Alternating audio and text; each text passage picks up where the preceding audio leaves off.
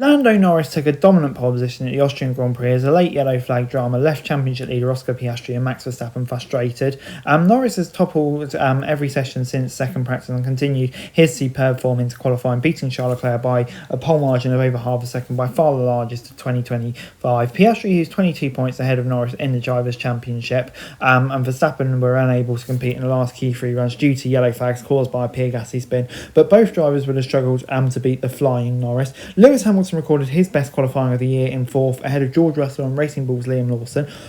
Verstappen, 43 points behind Piastri in the standings, had to settle for seventh, but it was on course to be on the front row until he was forced to abort his lap before the penultimate corner for spinning Gasly. Sauber's Bortoleto reached Q3 for the first time and qualified 8th, with Mercedes Antonelli in 9th and Gasly 10th. Yuki Tsunoda followed with another Q1 elimination, starting 18th when the lights go out. After running into the back of his teammate last summer in Canada, Norris hit the ground running straight away in Austria, having set out of practice one for the impressive Alex Dunn, who grabbed the attention of the paddock. Norris was quickest in second and final practice. He comfortably topped Q1 and before Piastri was only a tenth slow in Q2 and appeared to have time in hand, setting up for a big battle for pole. However, Norris found another gear, taking provisional poles on the first run by 2 tenths from Leclerc, who went even quicker. My first Q1 was good, but I knew there was still time to improve. I did that, and that's what I plan to do, so I'm very happy. It's been a good weekend so far, and hopefully we can keep it up. It's a long season. I will still savour this moment, as you have to do it when you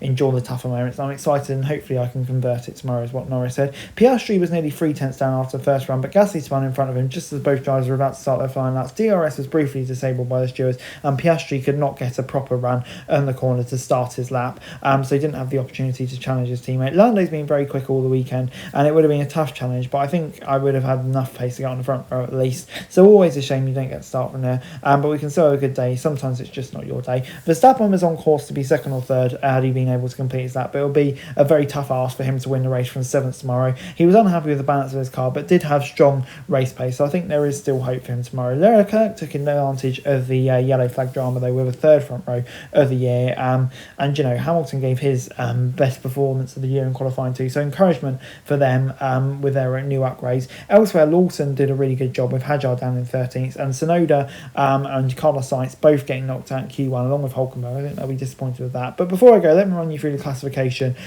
for the Grand Prix. Norris on pole. I mean, yeah, he's just been on it this weekend, and it's been great to see. Just hope he can continue it into the race. Leclerc in second, really good job from him. Maybe he got a bit lucky with that yellow flag, but still put the lap together in the first runs. Piastri third, really decent. I think really decent to get third considering all the issues he had, but he obviously really wants to be high. Hasn't quite had the pace on Norris, but I think he can definitely get top 2 tomorrow at least. Hamilton fourth, really good job from him as well, only a tenth off Leclerc, made a small mistake, so yeah, it definitely feels like it's starting to come together for him.